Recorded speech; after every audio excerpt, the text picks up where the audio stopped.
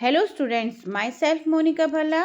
बच्चों, आज हम एक कहानी पढ़ेंगे जो राजस्थानी लोक कथा पर आधारित है, जिसका नाम है सुनेली का कुआं। राजस्थान और गुजरात की सीमा पर बसा एक छोटा सा गांव था, नसनी की ठाणी। राजस्थान के और गांव की तरह यहाँ भी पानी की बहुत कमी थी। गांव की बहू बेटियां सिर पर घड़े रख रख कर दूर दूर से पानी लाती थी। इसी गांव की एक बिंदनी थी। बिंदनी मतलब बहू, सुनेली।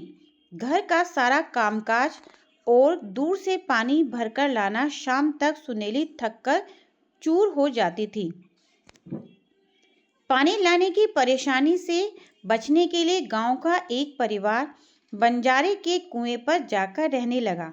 सुनेली चाहती थी कि उसका परिवार भी किसी कुएं के पास जाकर डेरा जमाए। परिवार के लोग अपने पुरखों की ठाणी छोड़कर कहीं जाना नहीं चाहते थे। बेचारी सुनेली मन मारकर रह जाती थी। एक दिन की बात है, सिर पर पानी का घड़ा उठाए मन में कुछ गुनती विचारती अनमनीसी सुनेली ढाणी की से को लौट रही थी। खेजड़े के पेड़ के नीचे सांस लेने रुकी तो उसकी नजर जड़ पर पड़ी। वहां उसे गीली मिट्टी दिखाई दी। ये उधरों भी सब जगह बिल खोद डाल देते। उधरों मतलब चूहे। उसने सोचा कि आगे बढ़ चले। अचानक उसके मन में आया कि बिल से खुदी मिट्टी तो गीली है, जरूर यहाँ पानी होना चाहिए। अगर यहाँ कुआं खोद ले तो दूर से पानी लेने नहीं जाना पड़ेगा। उसके पैरों मानो पंख लग गए। जल्दी से घर पहुंचकर उसने अपने बेटे से कहा, अपने फावड़े उठा लो, गांव के खेजड़े के पेड़ के पास हम कुआं खोदेंगे। तीनों बेटे और उनका पिता सुनेली की बात सुनकर हंसने लगे। उधरों का बिल बनाना कौन सी नई बात है, पर यहाँ पानी कहाँ। उसके पति ने उसे समझाया, पर सुनेली ने मानी। ना आओ तुम मेरे साथ, मैं अकेली ही कुआं खोद लूंगी, उसने कहा और फावड़ा उठाकर चल दी खेजड़े के पेड़ की। और बहुत देर तक जब सुनेली न लौटी तो बूढ़े ठाकुर ने बेटों से उसके बारे में पूछा। वे तीनों हंसते हुए बोले, माँ तो फावड़ा लेकर कुआं खोदने गई है। ठाकुर ने बड़े बेटे को सुनेली को देखने भेजा। बेटा खेजड़े के पेड़ के पास पहुंचा तो देखता ही रह गया। उसकी माँ फावड़े से खुदाई कर रही थी। पास ही बहुत सारी ताजी मिट्टी पड़ी थी। उसने माँ के हाथों से फावड़ा लेकर खोदना शुरू किया। ऊपर की थोड़ी सी रेत के नीचे नरम मिट्टी निकल रही थी। बेटा पूरे उत्साह से खोदने में लग गया।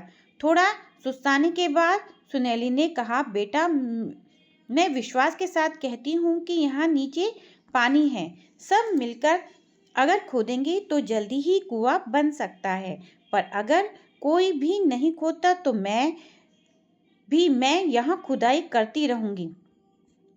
अब तो मैं अपने कुएं का पानी पीकर ही मरूंगी। तू खुदाई कर, मैं तेरे लिए रोटी लेकर आती हूँ। बेटा जोश में खुदाई करता रहा। सुनेली जब रोटी लेकर आई तो उसने देखा कि जवान बेटे ने अच्छी खासी खुदाई कर दी है। बेटा छाया में बैठकर रोटी खाने लगा तो सुनेली खुद फावड़ा लेकर खुदाई में जुट गई। सांझ को जब माँ बेटे घर लौटे तो वे ढाणी के लोगों ने उसका मजाक उड़ाया। दोनों चुपचाप घर को लौट आए। मन ही हवन वे दोनों बहुत खुश थे। सुबह सवेरे छोटा बेटा सोकर उठा। उसने घर में माँ नहीं दिखाई दी। घड़ा भी अपनी जगह नहीं था। पास के में सोते हुए भाई को उठाकर उसने कहा, भाई साहब, माँ शायद ठीक है। कहती है खेजड़ा इसलिए हरा भरा रहता है कि उसके नीचे जमीन में पानी है। चलो हम भी माँ के काम में हाथ बटाएं। बड़ा भाई थोड़ी देर बैठा सोचता रहा, फिर बोला, तू ठीक कहता है, चल हम चलकर माँ का हाथ बटाएं। खेजड़े के पास पहुंचकर दोनों माँ के खोदे गड्ढे में उतर गए।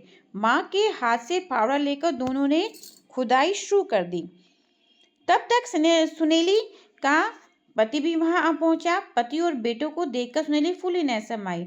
उसे विश्वास हो गया कि अब खेजड़े के पास कुआं जरूर खुदेगा। दोपहर तक सारा परिवार कुआं खोदता रहा। राजस्थान का मौसम, अचानक आंधी आ गई। खोदे गए गड्ढे में रेत भर गई। ढाणी वालों ने सुनेली को उसके परिवार का खूब मजाक उड़ाया। दोनों बेटे उदास हो गए। सुनेली ने उनके माथे पर हाथ फेरते हुए कहा, अब हम दिन में आराम करेंगे और रात को चंदा की चांदी में खुदाई करेंगे। तुम खुदाई करो और मैं मिट्टी फेंकती जाऊंगी। काम फिर आगे बढ़ा। उसके लगन और विश्वास को देखकर ढाणी वालों ने उनकी मदद के लिए आ गए। क्या छोटा क्या बड़ा, सभी काम में जुट गए। अब सफलता पास ही दिखाई दे रही थी। जैसे जैसे गड्ढा गहरा होता गया, मिट्टी ऊपर लाना मुश्किल होने लगा। सुनीली ने तरकीब लगाई, बोली, जैसे कुएं से पानी निकालने के लिए गरारी लगाते हैं, वैसी गरारी यहाँ भी लगा दो। उससे मिट्टी ऊपर खींचना आसान हो जाएगा। अब जैसे ही मिट्टी ऊपर आती, बच्चे उसे फेंक आते। जल्दी ही कुएं में गिल्ली मिट्टी निकल आई। गांव के बताशे बटे। लड़के को खुशी से नाचने ही लगे। अब खुदाई जल्दी जल्दी होने लगी। एक के बाद दूसरा सोता फूटता गया और सबके देखते देखते पानी 12 हाथ ऊपर चढ़ गया। कुएं से शीतल मीठा पानी निकला। चारों ओर सुनेली की समझदारी और लगन की तारीफ हो रही थी। खुद उसका मन कह रहा था कि वह पानी में खूब खूब नहाए। अपनी जय जयकार सुनकर उसकी आंखें भर आई। वह बोली, भाई लोगों, अकेला चना भाड़ नहीं फोड़ सकता। अगर आप मेरे साथ नहीं आते तो मैं अकेली भला क्या कर पाती।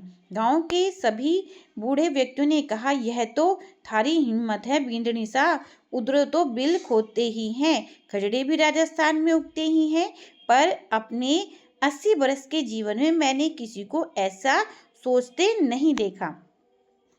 सुनेली के खोदे गए कुएं में पानी कभी खत्म नहीं होता। लोग आज भी उसे सुनेली का कुआं कहते हैं। धन्यवाद बच्चों।